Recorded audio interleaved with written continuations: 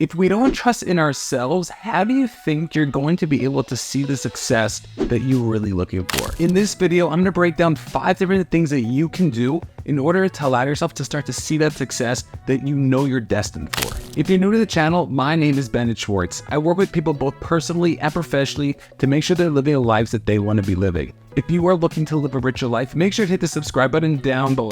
You can watch all the productivity videos that you want. You can learn all the basic skills that you're going to need in order to become successful. But if you don't trust in yourself, you're not going to be able to see that success.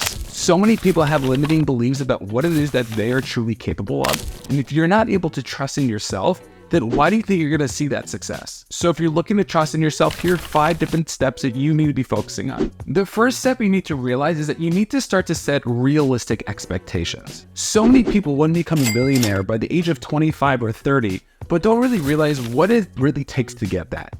And yes, we should really shoot for the stars and really try to do what it is that we can do, but recognizing that if we could set the right expectations, we're not going to be disappointed. So many times people are just so frustrated with the fact that they're not where they want to be, and because of that, they beat themselves up and they just keep reminding themselves of the failures that they go through. If we could start to set realistic expectations and have a longer timeline in terms of what it is we want to be doing, we're going to be able to start to hit our targets and allow ourselves to see that success. So many people just have unrealistic expectations, and therefore they're constantly bashing themselves that they're not doing X, Y, and Z. If we could start to focus on what it really takes, whether it's reading the books or listening to the podcast, that's going to be the thing that's going to be able to help us. There's a reason why all the successful people out there tell you that things take time. And if we could just listen to them and trust them that things are going to take time, we could start to learn the skills that are necessary in order to become successful. And by learning those skills, we're only going to be able to build our self-confidence and our self-worth to do the things that we want. So for example, if you're about to go camping, more important than know specifically what it is that you need to do, understand that learning the skills, the basic skills of what you're going to need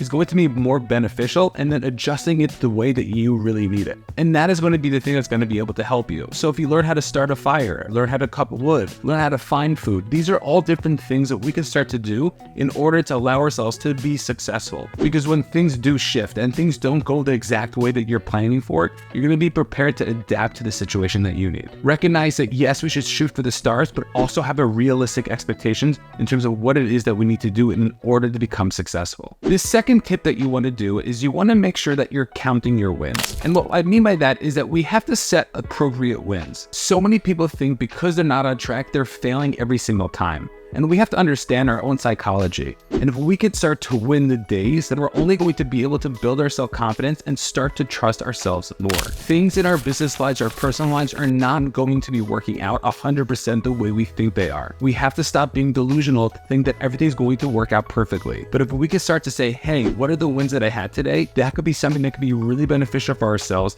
in order to start to see the success that we want. And not just that, we're going to be able to build ourselves up and start to trust ourselves. So when things do go wrong, because they will, we'll be able to really start to step into that. That muscle of resilience, of understanding what is the win, is going to be the thing that's going to help us become successful. And if you could start to say, hey, no matter what happens, I'm going to be fine, that is going to be the thing that's going to really help us propel us forward. For example, at the end of any sports game, everyone's looking at one person to be the savior. And if you can be that savior for yourself and for your life and trust yourself like, hey, I'm going to be able to do X, Y, and Z, then you'll be able to move forward. The results aren't going to be in our control most of the time, but as long as we step into it, that's going to be the thing that we actually do have control over. So recognize when we want to be able to move forward, we have to count the appropriate wins. And once we do that, we start to build ourselves up and realize what it is that we really are capable of. The third tip we need to recognize is that we have to stop comparing yourselves to other people. So many times people are so down on themselves because they see what John's doing on the other side of things. But if we could really recognize why John is successful in the first place,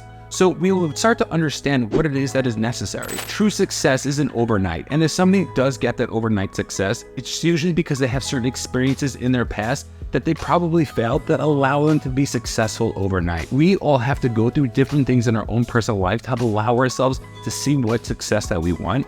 And if we could stop comparing ourselves to other people and stop thinking that other people have it differently, have it better, that they're better than we are, we're going to allow ourselves to start trusting in ourselves even more. Every human bleeds the same blood that you bleed. And recognizing that is going to be very important when it comes to what it is that we want to be doing. If you're constantly comparing yourself, you are never going to feel good about yourself. There's always going to be somebody who's going to be wealthier than you, healthier than you, have better relationships than you. Recognize that the only things that we can control are the things in our space, and that is all we can do. Yes, we should be inspired by other people. Yes, we should get advice from other people. But to recognize that we are not that person, we're going to have our own story. And that is a story we should look to build. As Jim Rohn said, more important than what we get in life is who we become in life. And we need to ask ourselves, who is it that we're becoming in this moment, to allow ourselves to step into that success and really start to trust ourselves and not look at other people as if they had everything right. If we can start to see what's on our plate and really start to appreciate that, that's going to only build our self-confidence and really recognize our own personal strengths. The fourth tip is minding the gap. You see, so many times people will set a specific goal and they're only focused on what is missing within the goal.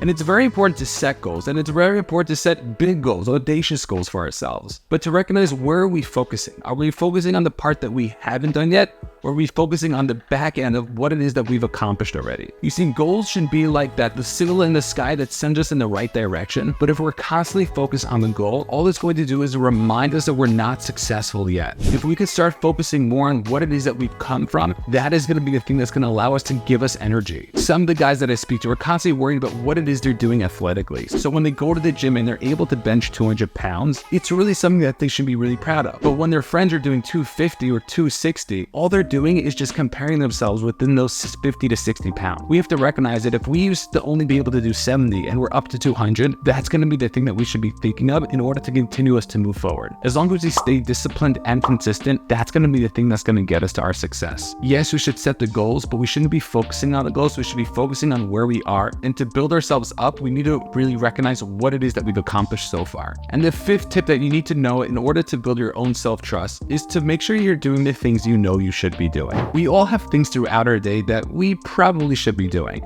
but so many times we can't get ourselves to take those specific actions. If we could just start to make a list of all the things that we know we want to be doing, whether it's personally, professionally, within our relationships, our own hobbies, we could start to feel better about ourselves. We beat ourselves up so much because we're not doing the things we know we should or could be doing. If you take out your journal and just start to make a list of all the different things you would like to be doing on a daily basis, and this doesn't mean like waking up at 3 in the morning or doing something crazy. The things that you're really capable of doing, we should start to do the small disciplines. If we could start to focus on doing the basic things that we know we should be doing, we're not going to be beating ourselves up. We're going to feel amazing at the end of the day. And slowly but surely, we're going to be able to focus on what is we need to be doing. I made a whole different video about disciplines in general, and you should definitely take a look at that. But recognizing that we all have the ability to just take the action that is necessary in order to continue moving forward. There are minor activities and there are major activities. And if we can start to take the activities that are going to be important to us to build ourselves up, that is going to be the thing that's going to really move forward and really help us build ourselves up. Our self-worth and our self-esteem come from the things that we're looking to do that we know we can be doing. Continuously doing those things are going to only reassure who it is that we really are and how much we can really start to trust ourselves. So let me know which one of the 5 that you related to the most. Is it going to be setting realistic expectations, slowing down and making sure that we're taking the steps that are necessary to see that success, stopping comparing ourselves to others to feel bad about ourselves, minding the gap and focusing on what we have accomplished as opposed to what we haven't yet accomplished, and the 5th one of actually taking the disciplines that are necessary in order to see the success that we really want. Each one of these avenues could really help build our self-esteem and our own self-trust, and all we have to do is just get started. If you have any questions, make sure to put them in the comments below, and if you like this type of content, make sure to check out this next video.